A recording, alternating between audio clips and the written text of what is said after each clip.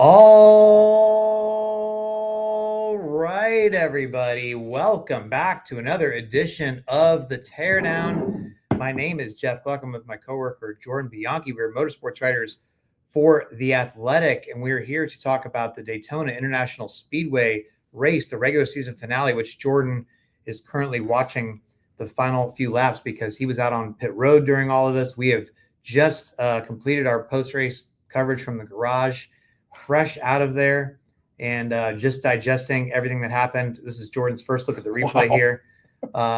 Ryan Blaney goes from 13th to first in 2 laps, pairing up with Cole Custer. Didn't quite work out for Cole Custer in the end there. But I think 5 drivers behind Ryan Blaney all needed to make to win to make the playoffs. They were all eliminated by just this much, as Ryan Blaney gets it done and puts Alex Bowman into the playoffs when it looked like all hope was lost for Alex Bowman. What a thrilling, spectacular final run there, and a great regular season finale. This is sort of everything you're looking for out of this race. 5 of the top 7 finishers in this race had not won a race this year. Any of those top 5 win, they move on. This is why I advocate for the win in your end. This was exciting because it was so dramatic and how this unfolds. At various points, you had a handful of different drivers who had not won a race and were looking to punch their playoff ticket. And it was wild. It was this wild swing. And all the while, you've got a driver from a powerhouse organization in Alex Bowman who's sitting there watching this in the hauler, agonizing over this. And at different points is sweating this out, going, wait, we're going to be okay. So-and-so's leading. Oh, no, this guy's now leading, and we're in trouble. And at the end there, it's like, okay, Kyle Larson's making a big move. Go, Kyle. And then it's Justin Haley or Cole Custer. And then you're rooting for Ryan Blaney. And by the way, Alex Bowman says he owns Ryan Blaney 7 million beers for winning tonight. 7 million beers. 7 million beers, I believe, is what he said. I had to go back and listen, but I believe it was 7 million beers. That's a lot of beers.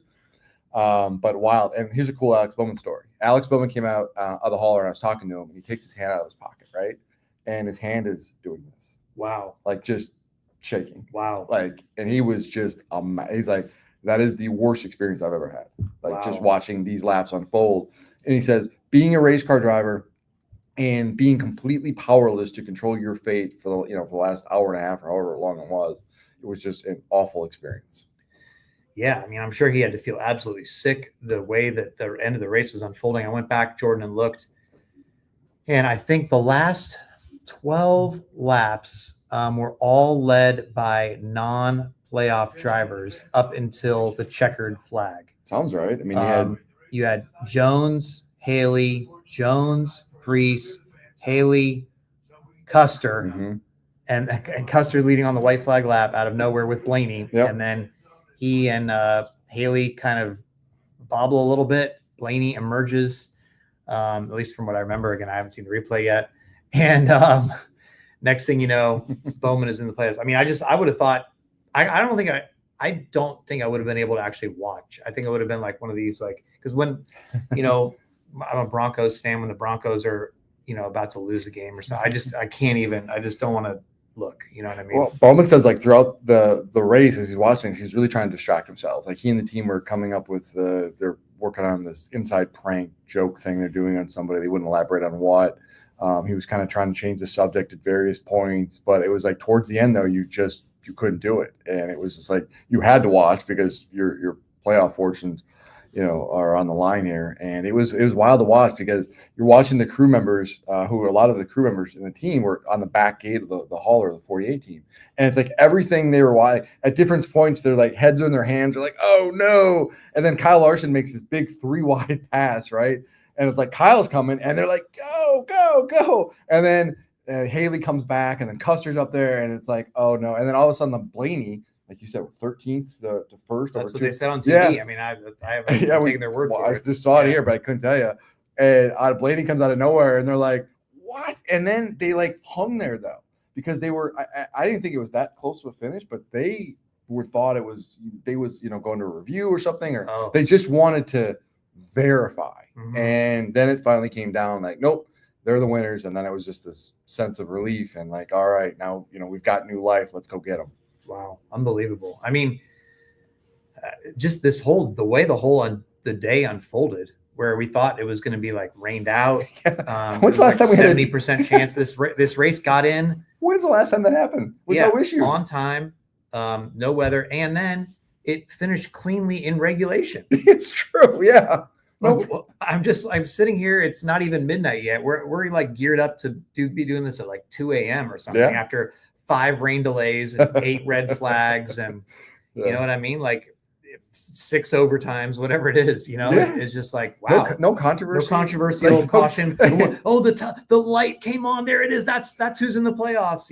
And say what you will, but no debate. Like no offense, disrespect to Harrison Burton. A year ago, that was the debate. The Wood brothers, do they deserve to be in? But as we said, there was I think if Chris Buescher would have won tonight, I don't think anybody would have raised a Cole fuss. Custer was about to win. Yeah, Cole Custer was about to win, but that would have raised a fuss. But I think if Chris Buescher would have won, I don't think anybody would have batted an eye. Everybody like, okay, deserved.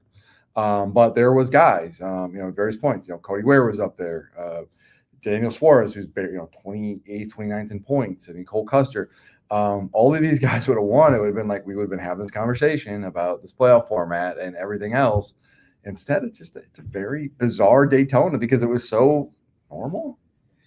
Yeah, we were certain all this time, at least I was, that there was going to be a new winner. And look, it was close. Sure, it was pretty close to a new winner.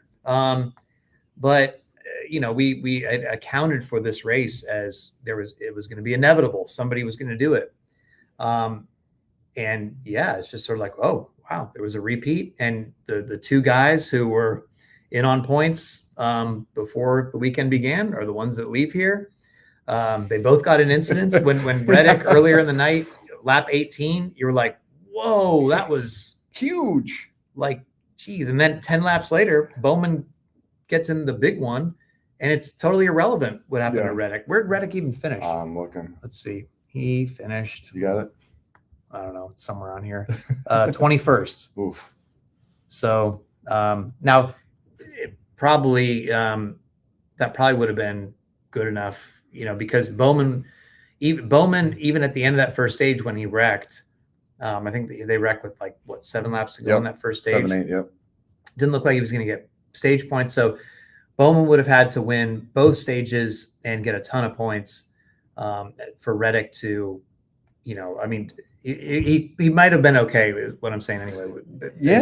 Even if Bowman had finished the race, if they're the new winner, who knows? It wouldn't have closed. But it was wild because when Reddick crashes, you're going, wow, this is the worst case scenario. Right. He's gonna probably miss now, for whatever reason. And like you said, 10 laps later, Bowman has a problem, and you're like, this is just a wild swing. And it goes down to, you wonder if Bowman, you could Monday morning quarterback, should have Bowman been more conservative in that situation? Like, hey, Reddick's in trouble. I don't think. But I don't think you can, because you needed the Bowman points. needed to go to for stage points. You had to get the points. He got shuffled back early. The bottom line broke apart. Exactly. He went to the back, and he had made his way back up to 10th-ish or something around there when he wrecked. But he needed every point, and you had to, and you need the points because you got to continue to put the pressure on the 45, and it bit him. Yeah. And again, it wasn't. That wreck happened well in front of him. Nothing I don't know. I think it was Larson that caused it. People are blaming Bubba or Logano, but Larson. Racing incident. He's racing. Yeah. I don't like. I just this guy's to blame. It's like, man, you're racing in a pack, and you get a little loose, and you give a guy a little bit of a push, and it doesn't take much. I don't know. It's an accident. No, it was a racing deal. It wasn't like a reckless move. But I'm saying, if you're going to point at somebody, it looked like Larson got into Bubba. Bubba got squirrely. Bubba hits Logano. So that was that. But do you think Bubba caused this wreck intentionally then? Oh yeah. To help his teammate, like big picture, he was like 4D chess kind of thing. That's what some of the internet. No. Saying. Yeah. Mm-hmm. Seriously? Some of the internet people are, it's Bubba. What do you expect? He did not. That wreck though took out a decent amount of storylines right there. Mm-hmm. Kyle Busch immediately misses the playoffs. Yep. Man, Kyle Busch 2 years without the playoffs. I really think NASCAR needs Kyle Busch in the playoffs. Kyle Busch is better. The sport is better when Kyle Busch is better, especially driving for RCR. Yeah. Like if Kyle Busch was winning races and contending, he makes RCR more relevant. People love RCR. They've kind of got this rough and tumble image. It's good for the sport all around. And unfortunately, it's just not the reality. Now he's, for the first time in Kyle Busch's career, by the way, has gone 2 straight years with failing to make the playoffs, which is just absolutely mind blowing. Yeah. But to your point, though, sorry, I mean, interrupt, but like Ricky Stenhouse Jr. is another guy. That's like, what I was going to say. Yeah, like you thought that was another one where he probably could have been in contention all night. Yeah. He probably would have been up there with that group at the end, and he could have very well pulled this off. But he was in that wreck early, and that was the end of that. Noah Gregson's probably another one, and Riley Herbst. Don't forget Riley Herbst. The Daytona 500 was running up there pretty late, got shuffled out at the restart of overtime or whatever it was. And he's finished top 10 in super speedway races a handful of times now. And so they was certainly somebody to keep an eye on, but it knocked out all these guys who you thought were going to be players tonight. Right. Yeah. I mean, so suddenly the dynamic of the race is changing, because then it was like, well, we know Reddick's in now, and now Bowman's got to sweat it out. And, at first I was like, man, that wreck knocked a ton of people out. And I went through the list and I was like, oh no, this guy's still in it. This guy's still in it. I mean, I think it was 15 guys when I counted up that were still on the lead lap that were capable of winning the race and knocking Bowman out. So, it's just the way the race unfolded was really weird, because you never, I think at the end of, like, right when they were about to pit in stage 2, right, you had a small group that had pitted, like McDowell, I think the Colleague cars, and Cody Ware, who led 23 laps tonight, by the way. Yeah. He did a really good job. He's led more laps this season than like a third of the field or something like that, or a quarter of the field, I think, when I looked it up. Wow. Yeah. Just in this race, just Cody Ware tonight alone has led more laps this season. I think like 10 or 11 drivers have led all year. Wow. So that was about to kick off the green flag pit cycle. And of course, we've been so used to these races, Jordan, becoming this whole thing where, okay, this manufacturer pits and this, and then you have these split up groups and they remerge, and who was fastest and who got it right. And, we really didn't see as much, for whatever reason, because we never got to that point where we saw that part, but also like the fuel savings in general. Yes, there was savings. There was a lot of it, because teams were being warped, but it didn't feel like, I don't know if it was the coverage, but even like listening online, listening to the radio chatter, it wasn't like being continually hammered. Well, I guess what I'm trying to say is there was a larger portion of the race where drivers were being told, hey, you can go hard here or go hard here. And the racing at the end, I was talking to Steven Stump from Front Stretch after the race, and it was like, he said he was asking drivers, but like, how come there wasn't as much gridlock? Yeah. Like you could actually make moves. Look at Blaney. Yeah. I mean, I guess if you're going from 13th. You could pass though. Like, is that because guys were getting all split apart, or like how, where were the runs coming from? Everybody's just going for it like crazy. And I don't know. I mean, is it the conditions? It's nighttime. I don't know. This race did feel different than other versions of super speedways drafting tracks we've seen in the next gen era. You could do different things. You had big moves. Guys could make passes. We saw runs at various points. I don't know. So was this, you have a better memory than I do, was this the best next gen super speedway race, or am I missing one not Atlanta. Yeah. Atlanta has been really good. So, I mean, like traditional super speedway, Daytona, Talladega, is this the best next gen super speedway race? I don't feel like, I don't, there's nothing that comes immediately in mind, but I feel like there's been ones where we walk away from like, oh, that was good. That was entertaining. Kyle Busch won at Talladega in 2022, 2023.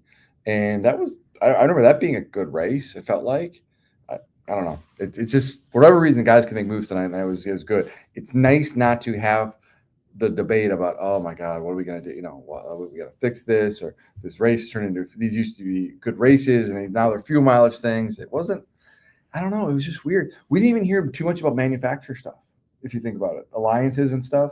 It was a little bit more muted tonight. And I don't know if it's just because of the way the cautions fell. It was an interesting race, but in a good way. Yeah, I think that, it was almost like there was so many different agendas, and then the big one early on maybe changed the dynamic. But you had that group of drivers who was going for second in points. They were all second to sixth.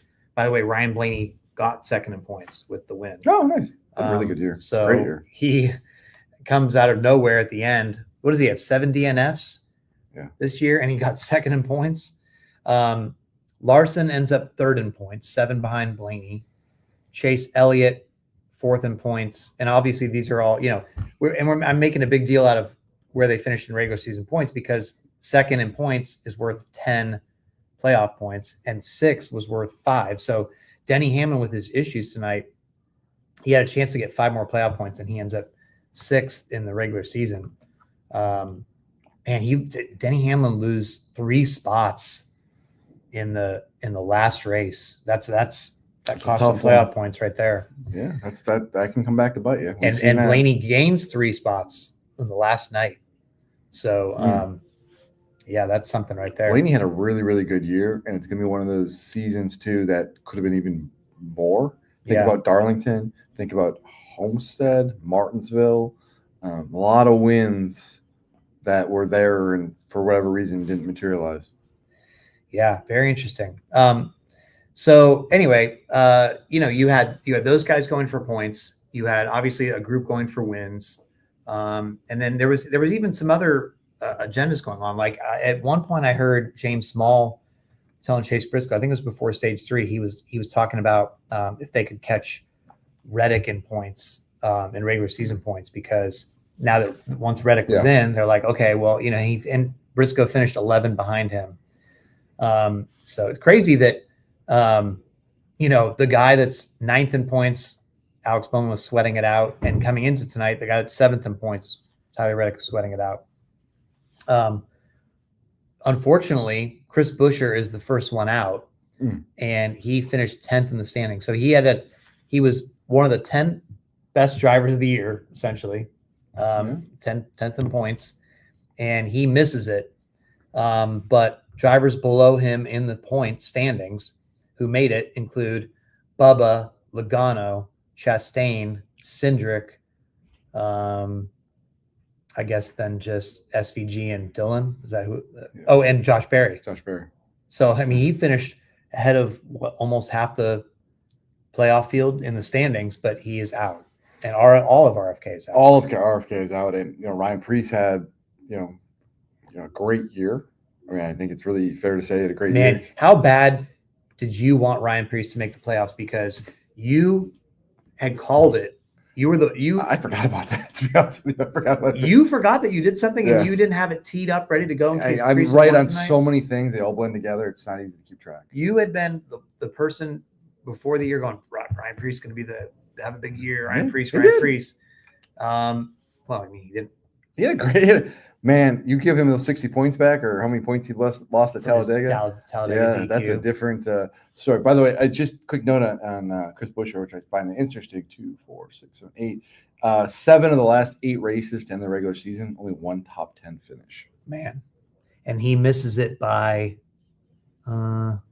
30 something. It looks like. Sorry, I thought it was 30. Is what I saw. And then Preece, by the way, if he had his 60 points back or whatever it was. I don't think it was 60, but it was 55.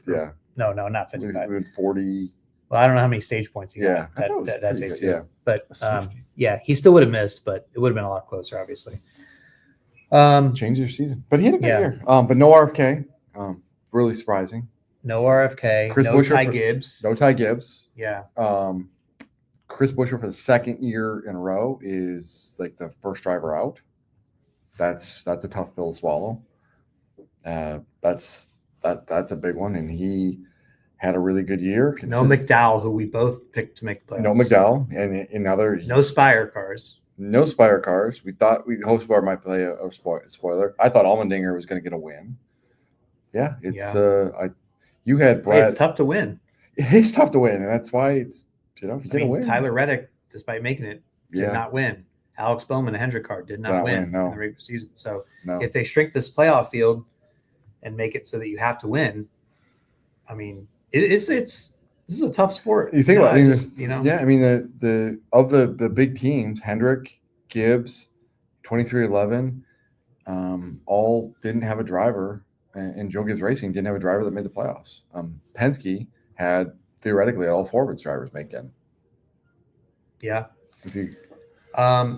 So here's my question. Have you thought about your Final Four yet? I have actually. Really? Yes. Okay. Because I'm looking at the running order. I'm looking at the points, and I wish I hadn't promised last week on the episode that we would do our Final Four, and we usually do it this episode, but You got to do your homework in advance, Jeff. Oh, you did? Yes. 5 minutes ago, before we came in here, you said, I don't know my Final Four yet. Then I thought about it. I'm like, I had thought about it briefly. So, Okay. because Kaz and I talked about it earlier. Okay. All right. Well, who's your Final Four? I have Kyle Larson. I have Ryan Blaney. I have Christopher Bell. And I have Chase Briscoe. Really? Okay. So, no Logano. No Logano. It's a odd number year. You don't pick Logano in odd number years. Only even numbered years. So wait. So run that by me again. No so you've got Bell, Briscoe, Yep. Larson, Yep. and Blaney. Correct. So you've got 2 JGR, 1 Hendrick, 1 Penske. Correct. Okay. Yep. I will have Blaney and Logano and Denny Hamlin and Chase Briscoe. I like those picks a lot. Denny Hamlin, I went back and forth over a lot. I could see him winning this whole thing. The one we left out, neither of us picked William Byron, regular season points leader, who's really good. I don't have any Hendrick cars. Yeah. But nobody, we specifically didn't pick William Byron, though, like who's been near the top of the point standings that's true. for the entire year, which is. Well, I'm worried about. So I just went and talked to Paul Wolf after the race because I'm doing a story on Logano heading in the playoffs. And he said that he told his team last week they had a meeting, and he said there's no reason we shouldn't be the favorites heading into this playoffs. Yeah, because he said it stacks up exactly how it has the last 2 times we won it, and except even better. Because as we talked about on the podcast last week, the tracks line up so great for them. And you know what else Paul Wolf was talking about? So, and there's 2 additional of those kind of tracks. That's what I'm talking about. Yeah. No, I mean, so Gateway is one they love. And I forgot this, right? But like Paul Wolf says, we also went and tire tested at New Hampshire. So we feel pretty good about that one too. Now that's probably, I mean, I like Bell to win there. But a year ago, Logano had kind of a similar regular season, and somebody gave me. I was wrong. Clearly, I was wrong. I didn't hear you. Can you say it again? I was outside with loud engines. My hearing's a little bad. You are now not. What did you say? So I learned, and you, instead of learning your lesson. Can we go back to you saying you're wrong? This is what I'm really here for. No, Logano's great, but it's an odd number year. The numbers are the numbers. That is such a. Are you really using that as your actual? Yes, I'm legitimately using it. You're supposed to be like a highly paid. Well, not highly paid. Highly paid for who? Well, most paid person in our company. Professional sports analyst, so to speak. The numbers, and I'm using analytics show Logano wins and makes the championship 4 in even number years. That's analytics. So, who's going to win it? It's got to be you. If they get to Phoenix, I don't know how you pick against Bell. Like Bell. If Bell gets not Blaney. No, if Bell gets to Phoenix, I think they win. I think they're going to go on a tear, because as much as we're talking about Bell and the 20 team are so good at Loudon. They are very good at Martinsville. Obviously they've won at Phoenix before. Like I think a week ago I said, I don't really feel like they've had the consistency that they've had and everything like that. And I actually went back and I was wrong. Like I looked at the numbers and they have ran better lately than we had thought, because we're doing this playoff preview for the Athletic. And I went through and everything, and I was like, wow, they're actually running. Now, they haven't led a ton of laps that you want, but they're running better than I gave them credit for. And especially when you look at like some of the finish, like Dover, for example, they're running really, twice he spun out. And so I feel like if they can get going, I feel like they're going to go on a run. Now, the thing that concerns me about the Bell is they do make a lot of mistakes. Like it seems like at times they can take themselves out of contention a little bit. They won those 3 races in a row. Sure. And don't forget the All-Star race. At the time, I said he's not going to make the Final Four. Because I just didn't feel like it was, I don't know, something didn't feel, I needed to see more. And I feel like they kind of disappeared a lot. So, I mean, where is he like in laps led this year and stuff? I mean, I don't really know. But please hold. Let me sort her. Thank goodness. We don't have time for we're a live podcast. Anyway, my point is I feel like Briscoe is the hottest JGR driver at the moment. Yeah, and then Brell was like 11th in laps led. Yeah, see that concerns me. Where I feel like Bell last year, I was all on the Bell train. Sure, but he was second in top tens. No, I mean that's and good. He was, and I do like that New Hampshire's in this. I think that's really Christopher Bell, second in average finish behind Chase Elliott. So but I like we Briscoe. don't pick Yeah. Chase Elliott either. We didn't pick him. No, I'm not on the Chase Elliott. I'm just train. worried about Hendrick, and we alluded to this last week that listen. Mm-hmm. I think I've finally learned, as you talked about, I didn't learn my lesson last year and overlook Logano and all this stuff. It's not even about the overall performance. It's about the tracks that line up for you at the right time. Mm-hmm. I was so proud of myself, you guys. This year, I said I wanted to go into the season after last season, seeing how it unfolded. And I said, I'm not going to get caught up in who are championship contenders. I don't think we talked really all year about like who's the championship contender that much, at least on the podcast. Like it wasn't, where we got caught up with that before. This guy's a Final Four lock. We're not. It's not about that. It's about and I think even Austin Cindric is sort of a playoff, a Final Four dark horse because of the way the tracks line up. Logano is going in, I think, like on the cut line. So here I pulled this off TV. I took a screenshot really quick. So this was TV's. So Logano is entering the first round plus 1 point above the cut line. So he has not a lot of playoff points at all to work with here. And he's only 6 points ahead of last place. So it's like, it's going to be tough for him to get through the rounds, but also in the past, he hasn't had a bunch of playoff points and he makes it. So, I think because this is just, it always is the most NASCAR thing to happen. And because this could be the format killer. I think that Logano, this is the last year of Phoenix. This is potentially the last year of this playoff format. We don't know if they're going to change it or not. Logano is going to go out with a bang. He's going to win another championship. He's going to, people are going to lose their minds. That'd be great. It's going to be the absolute meltdown. Everybody's going to spend the rest of his career saying asterisk this and asterisk they're going to be so mad. And he won't care. And he's going to be like, screw you all. I can't hear you. I've got my 4 championships. Yeah, he's going to be 4-time, which would put him tied with Gordon, right? Jeff, and behind only Johnson, put him above Tony Stewart. Yeah, Tony Stewart. Yeah, Pearson, Walter, Kale. Yeah, wow. Whew. That would be wild. I know, but it'd be a very NASCAR thing to happen. And then it'd be that point, and he's celebrating the championship in Phoenix, Jim France walks out, interrupt the championship celebration. Just no, we're changing the format next year. It's like we're going to announce it right now. Here's the thing as well. So last year going into that round 3, you're like, well, he's probably not going to win at Vegas. They haven't been good on mile and halves. Bonds away. But then the one after that was going to be Homestead, right? Mm-hmm. Well, now it's Talladega. Mm-hmm. Well, he was going to win this race tonight, probably. He led the most laps tonight. He and Blaney tied for the most laps led tonight. Well, Penske cars can win at Talladega, right? So any given time. Who's going to stop? He doesn't. Well, he doesn't. Those as good as Penske is on super speedways, and they are very. Logano doesn't finish. He gets wrecked. In general, they don't finish that well. Yeah. Blaney's had a run here too, where he hasn't finished many races. They run very, very well. Yes. Do you feel good if you're those guys going to? Heck yeah. But you do have to concede, you have to make it to the finish, because he was running well last year at Talladega and they got into that wreck, and that was why they end up at the moment getting eliminated from the playoffs. And then obviously Bowman had his DQ. One guy we both had in our championship 4, I think people are kind of sleeping on him a little bit. I don't know why. Chase Briscoe.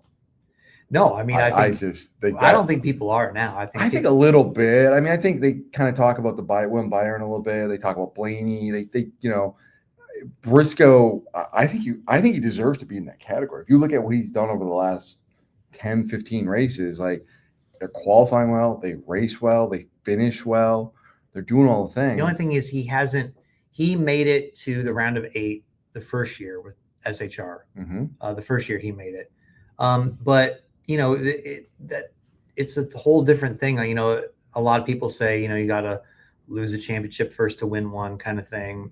Maybe not in this format, but not to make the championship 4 though. No. But you said people are sleeping on them. I think they are. I really do. I mean, and this is a battle. I mean, but by the way, you know, Phoenix again though, it's a place where he's good and JGR is good. Yep. And if he makes he's it good there, he's good at Bristol. He's good at Gateway. The 19 team has got a good strong history at New Hampshire. They do have a pedigree of knowing how to manage the playoffs, and James Small's put a team in the championship 4 before.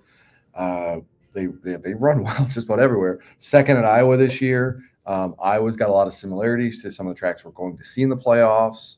Yeah, I like this team a lot, and them qualifying I think is a beneficial. This is a track position game nowadays, right? You know, it's so hard to pass, and it's you qualify well, you start up front. It helps you set up and get stage points, and you know that's going to be a big difference. And if you can qualify well and put yourself in a position, especially as you go some of these tracks where it's harder to pass, and you can get those stage points, man, that's like taking cherries off a tree, you know. Where do you think this field overall ranks in terms of the strength of fields that we've seen? Because when you look at the there's only Barry finished 21st in points with his Vegas win. Mm-hmm. SVG finished 25th in points, but he had 4 wins. And then Austin Dillon ended up 26th in points with the Richmond win.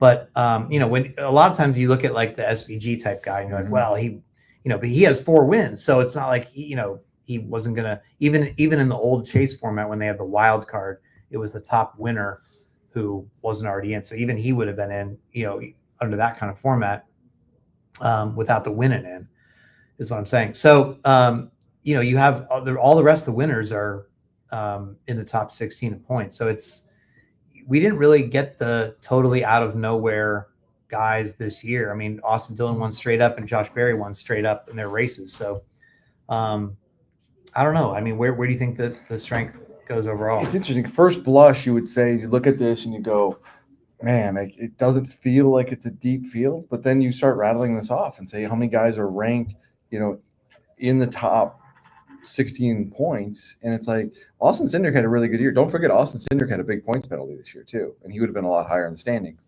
And so you have these different elements of this. It feels like this is a deeper field than before, and you can knock. And I feel like we've said this before. I'm not saying it's like the deepest, yeah. But you knock SVG, but it's like if he manages to get out of round 1, and I think he could because he's got points, as long as he doesn't do anything, doesn't have consecutive bad races, he'll be okay. It's like round 2 sets up well for him, with that Roval. And Austin Dillon has been running better as of late. They have qualified well. They had a good run at Iowa. They've had better speed in their race cars as of late. Ever since Richard Childress came on the radio at Dover and chastised the team, like they're bringing it. And so, and Dillon's a guy who has surprised people in the playoffs too and gone on these runs. So it doesn't, outside of even Barry, who's a guy you could look at and say, man, they don't have a lot of steel. They haven't had a lot of great finishes this year. Gateway, they're going to run well at Gateway. That's the thing. They're going to run well at Short Bristol. ovals. Yeah. Gateway, Loudon, Bristol. And if he can go on, Martinsville. So I don't really think there's an easy Yes, out. I agree. Even SVG isn't an easy out because of the playoff points. He's afforded himself. Exactly. He's afforded himself almost a mulligan in a lot, especially the early rounds of he can go lay an egg in one of these races, but he's still going to be the deeper spot. Now, if you go have 2 bad races, that's a different thing. But I don't look at any of these guys going, oh, they're, no disrespect to Harrison Burton. No one really thought that Harrison Burton was going to do anything. Yeah, the playoffs started at Atlanta last year, and it was a drafting track, and that changes the dynamic a little bit. But I think we all looked at it and we're like, yeah, this is going to be a guy we know is going to cash out early. Yeah, I mean, I think this is a pretty tough field to predict. And also, as people have pointed out, this was definitely a season where there wasn't a dominant driver, right? Mm-hmm. I mean, yeah, you talk about Byron wrapped it up early, but we just talked about 2nd through 6th in points, how close that was. It was all going back and forth all the way up till the last race tonight. So really, you take the top 6 guys and, hey, Byron wasn't even the points leader until, a few races ago because Elliott had come all the way back from 100 points back. So, you're entering the playoffs where the top guy in wins, the top two guys, they're tied for four wins each. Mm-hmm. You have a few with, you have Bell with 3 that he got all in a row. You got a couple guys with 2, right? Mm-hmm. Blaney and Byron with 2. Yep.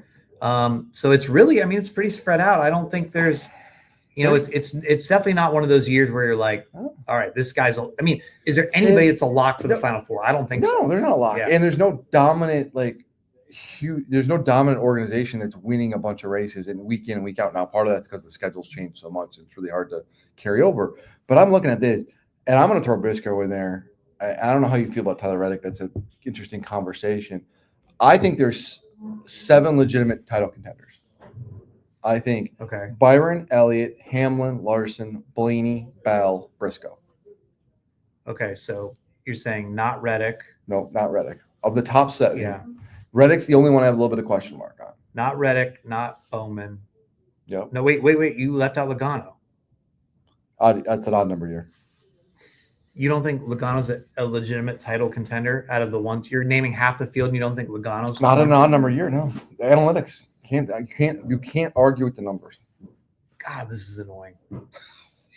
What? Do you really think that though? Come on, he could win. He could win. Yeah, this team legitimately is I repeat myself. They find a way, man. They just find a way. They don't make excuses. They grind out finishes. I just know they are like that they're like the Undertaker meme, like him popping out of the coffin. That's them. Like you knock them down, they don't care. We'll win on fuel mileage at Las Vegas. You think we eliminated him at the Roval. Oh no, the guy's gonna get DQ'd and he's back. And then he goes to the championship. Like they just find a way. They don't, what they do? They don't beat themselves. Like they do not make mistakes that take them out of races. They just put themselves in position, and when they have a shot to win, they figure out a way. Like they just find a way. And Logano is so good at that. Do you want to go ahead and do the good race poll now? Because we kind of got distracted off talking for.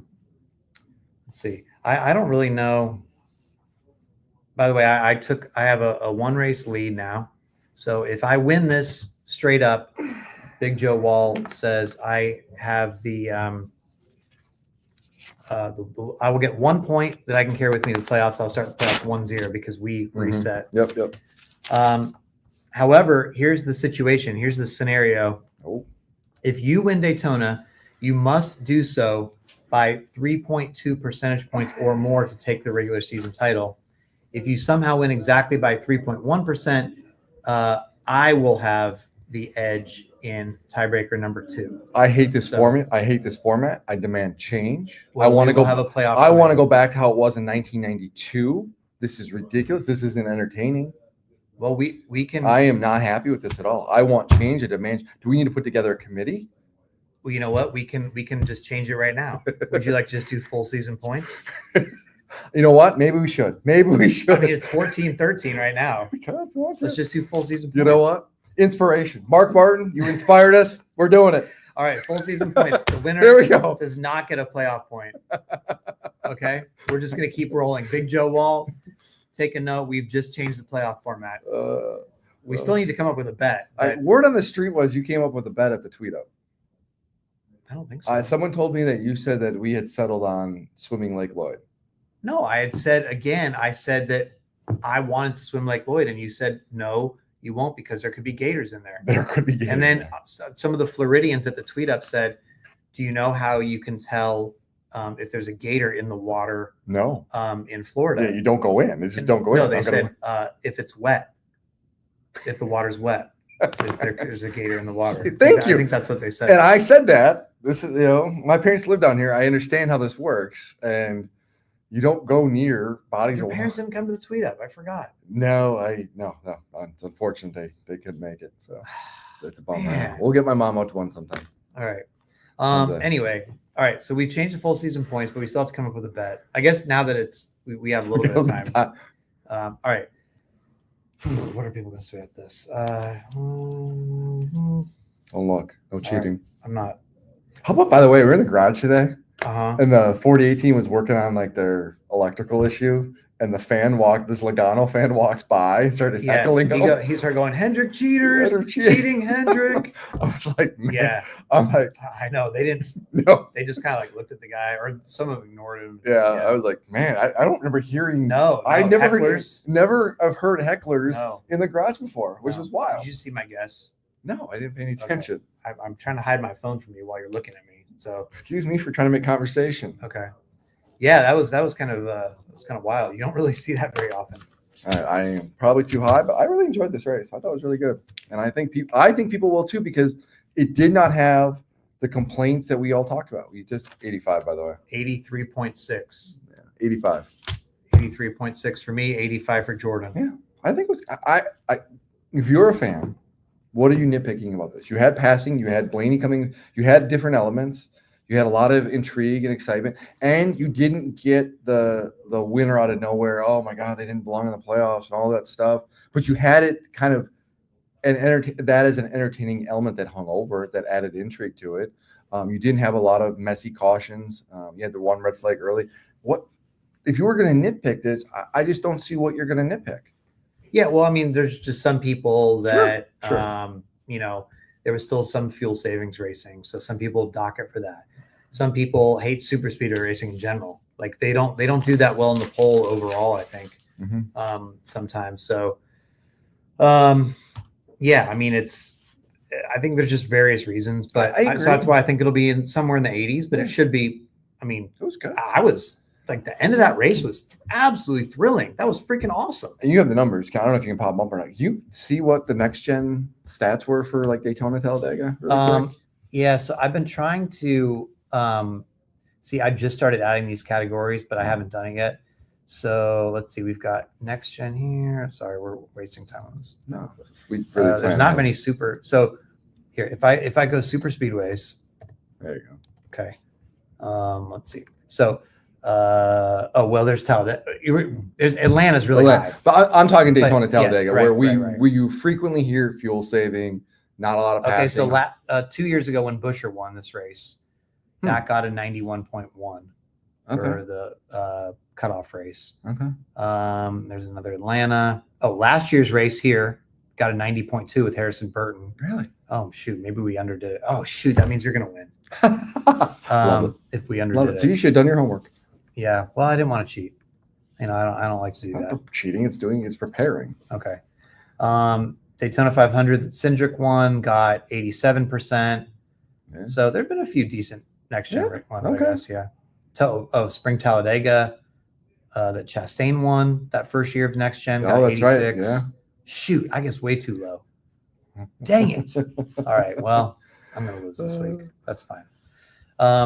Anyway, there's a lot of other stuff. So you want to move on to a topic? Move on. Wait, I guess, I mean, is there anything else about this race? Yeah, I will just essentially quick. This was a race I think some guys are going to look back on and then like we maybe let this one get away. Eric Jones was running really strong tonight, led a lot of laps, was up front. Man, the 43 car, that STP, paint scheme, man, looked good. It was like and then he got, I'm not sure what happened. He got loose there at the end and got kind of sent backwards. John Harnimanchuk was really doing a great job. They had an issue on pit road.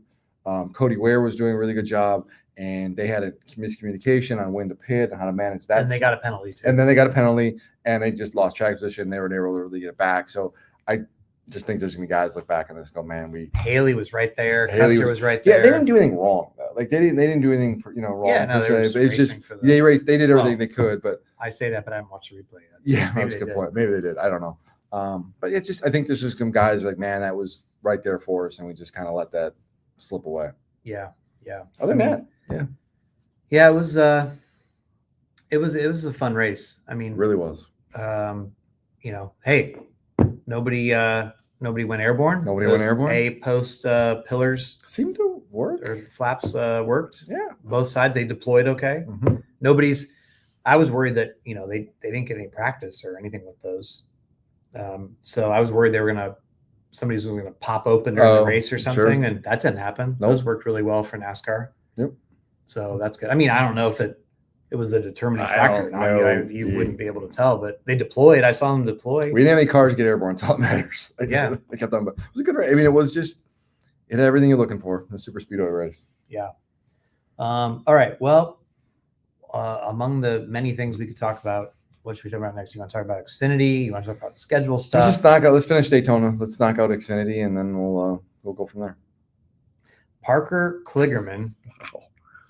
man, twice in a year he finishes first at Daytona, crosses the finish line first, and gets zero credit in the record books. Most Parker Kligerman thing. He and I were talking in the garage. And I'm like, it's the most Parker Kligerman thing ever. He's like, you're right. It is. It really is. Yeah. I have a question for you. All right. First of all, that was really awesome. Really cool moment. Really cool moment. And you know, it's one of those things where like everybody's rooting for him. Like it's cool to see stories where like everybody's like cheering for Parker and that kind of widespread support. Well, I mean, the guy's had a lot of bad stuff happen to him. Sure. I mean, think about the Roval where he was about to get this career-defining victory in advance, and they threw that caution. Yep. You know, the last second. Honeyman and the barriers and all that stuff, and you know, after he'd been sitting there, and anyway, yeah. I mean, there's just so much that's happened to him, and it's like, you know, here's my thing though, Jordan. Okay, don't shoot me over this, people, but okay, I get that NASCAR's always had relief drivers. So, and I get that the driver of record is the driver in the record book. And that was partly because, if I'm not mistaken, back in the day when relief drivers were so common, guys were getting in and out, you know. I was just doing a 12 questions today with Richard Petty, and he was talking about times when he would get like carbon monoxide poisoning during a race, and he would get out, get oxygen, and then get back in the car. Yeah. And so like it was, you know, the whole relief driver thing is, but it's changed today. Like Seth Agert has the chart of all of them. You know what I mean? Every time somebody's been relieved and how they did and all this stuff, right? In IMSA sports car, when they win the race, you split the points. It just says, well, yes, but not only you split the points, but like it just in the record books, it'll say, here's 2 or 3 drivers, and it says so-and-so slash so-and-so slash. And they all get credit They all get credit for the win. It's modern day NASCAR now. It's the modern era. Could NASCAR not just go and say the winner of this race was Connor Zilisch slash Parker Kligerman, and in the record book it has both their names? Yeah, I don't have a problem with that. The only question is how do you divide up the points in, or do you keep the points the same? Because is it, you know, then is it this guy drove 20% of the race, so he gets 20% of the points. How do you divide that up? The driver of record gets all the points. And so if Parker wins, and is because he's the second driver, does he not get scored points? Because I worry then if you're going to do that, if you're going to end up giving Parker credit for the win, then it's going to be, well, we got to give him points as well. And then you're going to take points away from Zilisch. And then it's like, well, then it may be a little bit more of a. I don't know that it's so much about points as just being credited for a win in the record books. You know? Yeah. I'm willing to have the conversation. I don't think it's. I don't think it's the amount of time this would happen ever. It's I mean, somebody to relieve a driver and then win the race. Yeah. You know, again, the last time it happened was 2007 with Almirola and Hamlin. Milwaukee, I hate to tell everybody, but 2007 was 18 years ago. Ooh, Zilisch wasn't even born yet. Yes, he was. I thought he was born in 08. He's 19. I thought he was born in 08. I'm sorry. Right? Is he 19? He's 19. Oh. Anyway, the point is, this doesn't happen very often, but if somebody, I don't know, I feel like they should just put his name in the record books. I mean, he won the race, so I don't know. I think it's something that could be changed, or I don't know, maybe not. But it's a conversation. I'm fine. I thought you were going to disagree with me on that. No, I don't think it's that hot of a take. So 2006 for Zilisch. I can't do math. Math is not my forte. So there you go. Right. Yeah, it's fine. It happens so few times. Like, I don't think it matters one way or another. Yeah. So anyway, it was really cool. And it was also, by the way, did you have any problem with Zilisch going out to congratulate him on Well, there was a group of people who were saying, "Oh, Zilisch took away from his moment." I didn't think that No, at all. okay. What I thought that group was of people? people on social media. Stop. No, just ignore those people. Don't put a spotlight on them.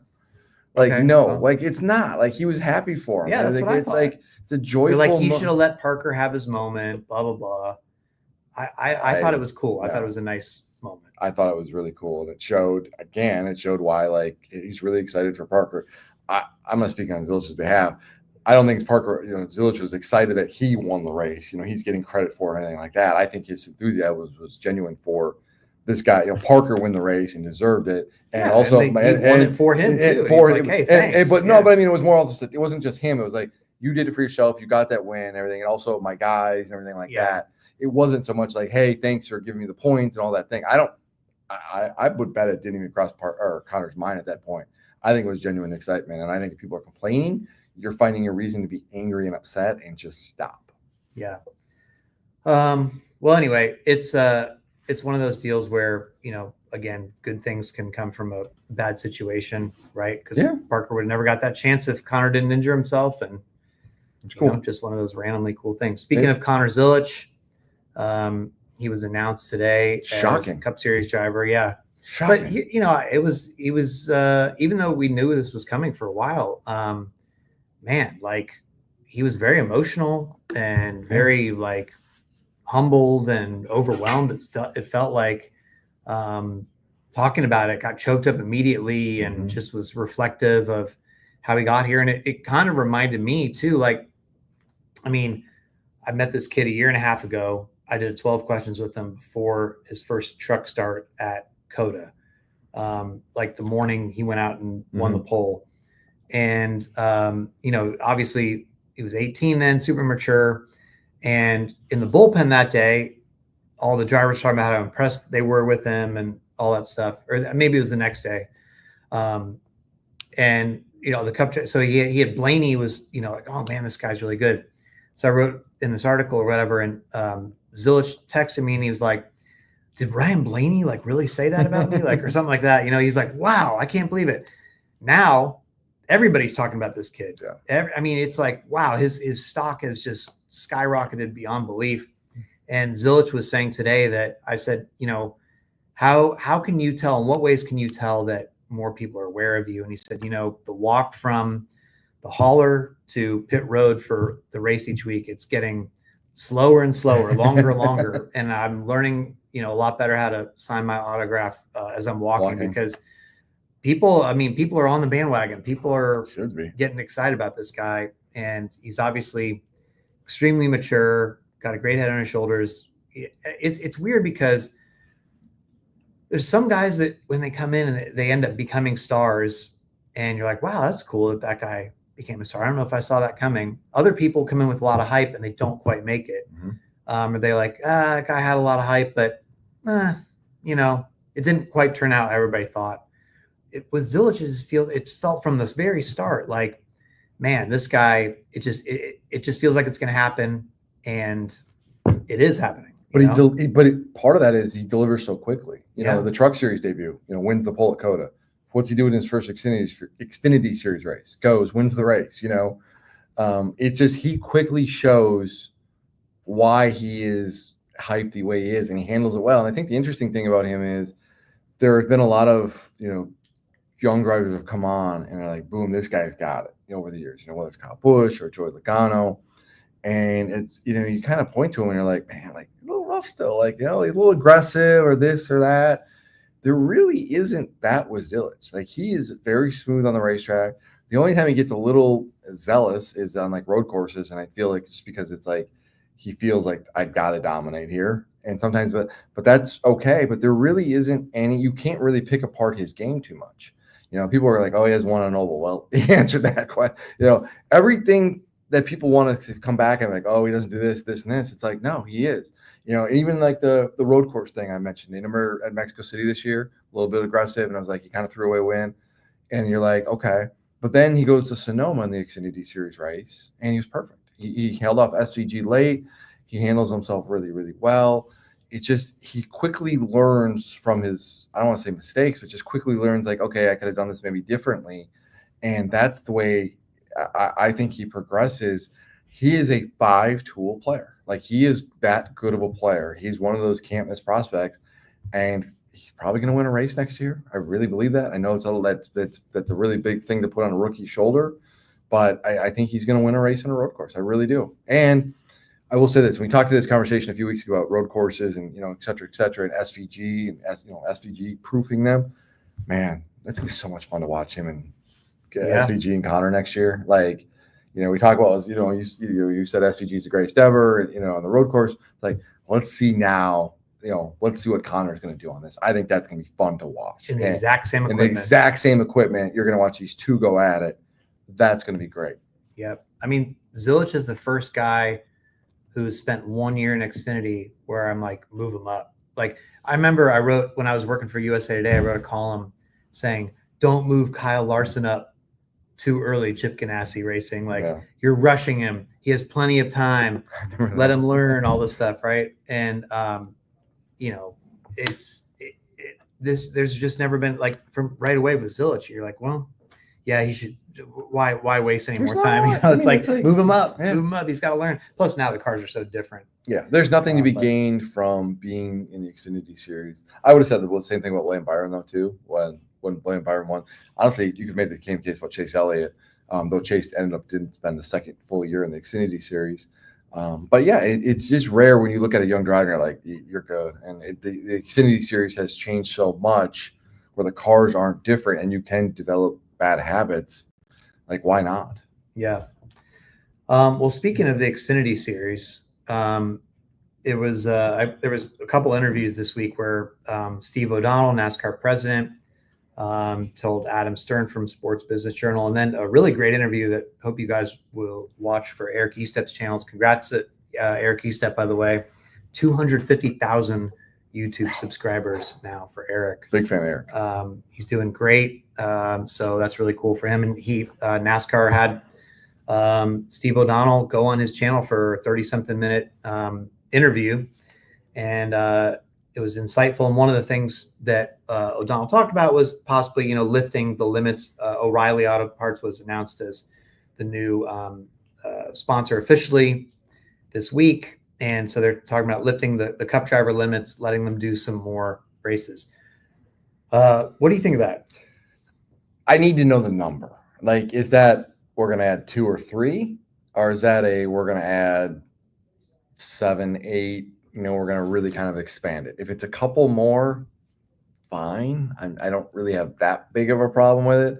But if it's a thing we're kind of treading back into the days of when, Cup guys would run almost they would run full schedules in both, Xfinity and Cup. I don't want to see that. I think the rules that are in place are really good. I think it's been a really nice balance where you still get the Cup drivers come down and let them race, and you let the young guys kind of learn from them. But it also doesn't become a thing where it's just every week it's like, man, the Cup guys are just, this feels like a Cup light race, right? And that's not exciting. I think there's limitations of it. I like seeing just the Xfinity drivers on the track for the playoffs and in certain other races. I understand why you would maybe look at this and say, hey, we have a new entitlement sponsor, but be very careful about going too far down that road. So if it's a couple races, great, fine. I just don't want to see that door open too much and then it become a floodgate and it's like it's back to how it used to be. Yeah, I guess my thing is I think it's fine now. I mean, I get that, Cup drivers would like to run more, and you hear Xfinity drivers sometimes go, oh, it's fun, racing against the Cup guys. But I think this whole sort of rise of the Xfinity series recently has been tied to us getting the chance to know those guys better. Like, the names are made here. And I'd be interested to go back and see how many of these big win seasons, whether it's a Chase Briscoe, whether it's Austin Cindric or whoever, or Cole Custer, they're getting moved up because they won so many races straight up. And if there had been Cup guys, I mean, I remember there was years in the Cup series when there was so many Cup regulars running, the Bushwhackers and all that stuff. Harvick, Edwards, Boyer, yeah. You'd only have like one Xfinity regular, 1 or 2 a year. Yeah. I'm not saying that's going to happen, but if they raise the limits enough that they can run pretty much every regular season race, or there'll be a few Cup guys in every regular season race, and I think the Xfinity series has been great. They've gotten over 1 million viewers in like every single race or something. It's all but like 4 or 5 races this year. It's an incredible number. They're the number 2 most watched motorsport in the United States.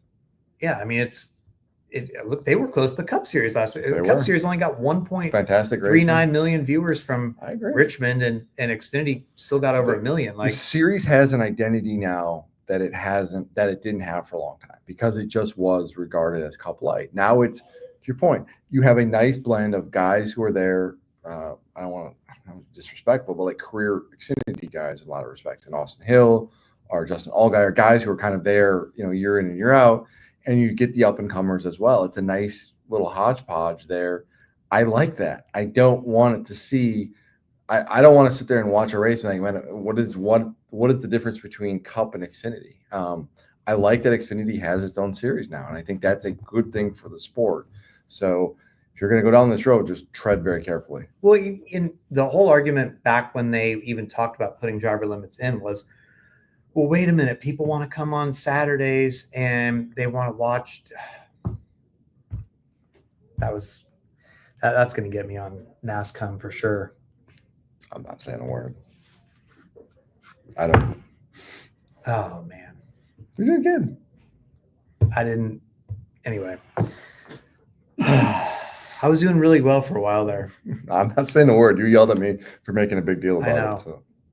I just heard it. Heard what? No, I'm not saying that either. Say what? Anyway, on Saturdays, people weren't. They were worried about people not buying tickets and things like that. And it really didn't. I don't think it. Did Xfinity race attendance go down because Cup drivers weren't in it and all that stuff? I mean, I don't think it. And ratings have been fine. I was going to say ratings are up. Yeah, the viewership's up. So I don't know what attendance is. And honestly, I think there's an attendance thing. I think there's larger issues at play. Yeah, I don't think it's that, hey, I'm not going to see Kyle Larson. Yeah, if Kyle Busch was in this race, you'd see a lot more people on Saturdays. I think there's larger issues at play if that's you're going to go down that road. So yeah, anyway. Yeah. All right. So what else is on? What you're laughing? I'm enjoying. It's so funny. No, this is a great conversation. Okay. Oh, the schedule. So you, congrats, by the way, Jordan. I got to give Jordan a shout out. By the way, I was a little bit defensive of Jordan on X this week because people were screenshotting the schedule that like this is, I see how hard this guy's grinding. And I just think people are, like, why would you steal this guy's work and just put it out there? So I was getting pissy at people about that. Thank you sincerely for having my back. I mean, I see all the behind the scenes, and you're busting your butt for it.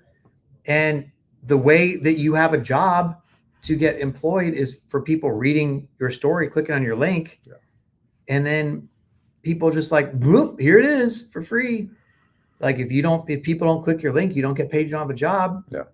So anyway, I was upset about that. But thank you. I really do mean one surprise. Well, I mean, it was in your schedule, so it wasn't a surprise to you, but surprise to me. No, trust me, when I heard the news, I was surprised. Part of that was, you had all the other elements out there. You'd already reported them, but Watkins Glen in May.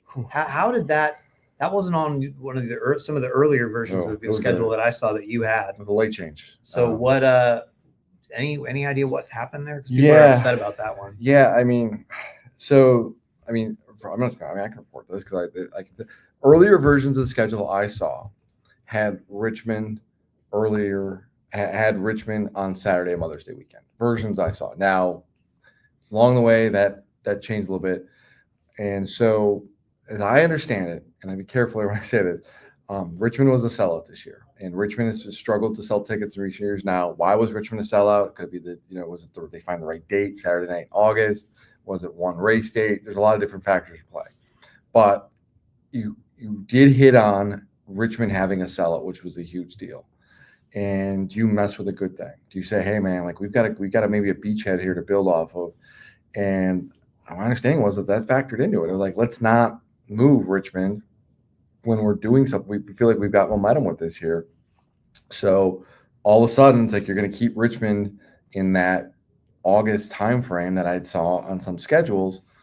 And what are you going to do? What are you going to put on Mother's Day weekend? And you start looking at some of these tracks that are, basically, let's just go from the race after the 600. So basically starting with Nashville up to Darlington. You're kind of limited on what you can do for various reasons. You knew San Diego was going to be San Diego was going to be an Amazon race in June. You look at some other things. Chicago is like 4th of July. You kind of wanted that. And so Iowa's got a big time sponsor there in Iowa Corn. That race needs to be in the summer. So you kind of start running out of different options. North Wilkesboro, for example, is going to be a points race this year, which is great. Fine. Well, who was instrumental in helping get North Wilkesboro back? Dale Earnhardt Jr. So if you're going to be North Wilkesboro, like, you would like to have Dale Earnhardt Jr. in your booth, right? Which means that it's going to be an Amazon or TNT race. Well, that means it can't run in early May. So this is a long, windy road for me, saying you start running out of options really quick. And so it ultimately came down to, what can we move in that spot? And it was settled on Watkins Glen. I mean, I get it. I don't think the fans up there are going to be very interesting. I agree. I don't like the move. It's the one schedule thing I don't agree with at all. It doesn't make any sense at all. I think they're doing a disservice to the fans up there who've really done a great. Even when NASCAR kind of had a little bit of attendance woes for a while there, Watkins Glen was always kind of the outlier. Camping was so strong up there. It was a thing. As someone who comes from a northern state, people don't camp in early May. Yeah. Like, it is a summer thing. They're not camping, and they aren't camping on Mother's Day weekend. Yeah, I got a lot of replies from people that live up that way. They're like, we don't even take our RVs out of storage until Memorial Day weekend up here. So given that's such a big camping race, that's unfortunate, but it probably won't be a permanent thing. So I would hope not. It shouldn't be. And I worry, though, that you give people a reason who've been going on to Watkins Glen year after year, and you say to them, hey, they're gonna be like, man, Mother's Day, we can't do that, right? Yeah. We're gonna take the year off. Well, those people don't. There's always a percentage that don't always come back. That's a tough thing for business. Don't give people a reason not to come out and watch your product. But I don't know. I don't know what the solution would have been. I don't know how you could have done that without completely changing a lot of pieces on the chessboard when you're putting together a schedule. And so it's part of the dynamic of, if you move this piece, you got to be careful, because it's the analogy that people say is like it's a pebble in a water, right? And the ripple effects can be quite dynamic. So you got to be really careful. It's just, I don't like it, but I don't know how would I have done it better. What else is on your list? You had the list. What's your list? Oh, that was it. Yeah, then we're good. Then we got everything. Well, if we missed anything, unfortunately, if for those of you who don't like hearing my voice, I'll be on DBC on Monday. I'm flying to Charlotte tomorrow, so I will be on DBC. How many F-bombs are you going to drop? That's right. I don't have to worry about. I don't have to, because before, when I go on DBC, every F-bomb I drop, I'd feel guilty because the producer would have to censor it. Now it's not censored at all, so I can just. That's I don't know. Don't be a potty mouth. Be a good example for your children. Oh, okay. Don't be that person. But also, if you're not tired of both of us yet, and also all the playoff drivers, we are still, at least the plan for now, we're planning to live stream all of Media Day on Wednesday. I think it's from 10 a.m. Eastern to 3 p.m. or 4 p.m. I don't know. 10 to 4. No, it's 6 hours, right? I think we're getting all the playoff drivers for 6 hours straight on Playoff Media Day in Charlotte, coming up this Wednesday, August 27th. So it's going to be fun. Please tune in for that on YouTube live, or if we don't do it live for tech issues, whatever. We don't know yet. We think we're going to be able to. But we just show up, we do our thing. Yeah. But there'll be a podcast version as well. And then also news-wise to watch for this week, big court hearing the preliminary injunction hearing in the 2311 Front Row NASCAR antitrust case. The latest preliminary injunction hearing is on Thursday. So Jordan and I will be at that one as well, and we'll bring you the news after that on The Athletic. Man, people are buzzing about that. Really? Like buzzing. I talked to a lot of people and everyone's like, Thursday, man, Thursday. I talked to people who like people in the industry with teams on the executive level, they might be showing up just to take it in. Yeah. Well, is it because of the discovery process or why? There's just this hype about the ruling, what the ruling could mean, and just kind of what possibly could come out in terms of what has been redacted, for example. What has come out in discovery. Like it's right. Gonna be fun. Buckle up. Yeah, because on a lot of these exhibits that we see, there's a lot of black boxes, and it'll say so and so said to so and so, black box, like 5 pages of black box, and you're like, ooh, I wish I could see behind this. And by the way, is there any way out there to like remove redaction from legal documents? Hit me up, please. Yeah, it'll be like, and then this team offered to pay black box for. Yeah, like I need to know this. I don't want to wait until trial, because if this thing doesn't go to trial, we're never going to know. Yeah. So please, if you figure out a way to like remove redactions, I need some help. Okay.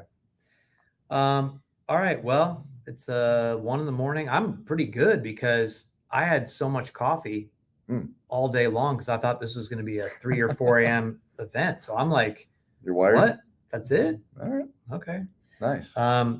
Anyway, so yeah, Jordan will be at Darlington. Check us out on Media Day as well. And we will talk to you. Oh, yeah. I was going to say, you're on DBC. Yeah, DBC Monday. Then I'm at Gateway, Little John concert. That'd be fun. Bill Murray's going to be there. It's quite the Mad Libs of people. Yeah. So should be a fun playoffs. I mean, I hope. I mean, we didn't know that Richmond and Daytona were going to be after Watkins Glen. We were like, no, this season is. And then we got 2 races out of nowhere. And you thought we were going to be like, oh, yeah, it's great. Yeah. Now we're going to Southern 500, which usually delivers. So yeah, we'll see. I'm excited. All right. Everybody get some sleep. Have a great Sunday or whenever you're listening to this. And we will talk to you next time on The Teardown. See you, everybody.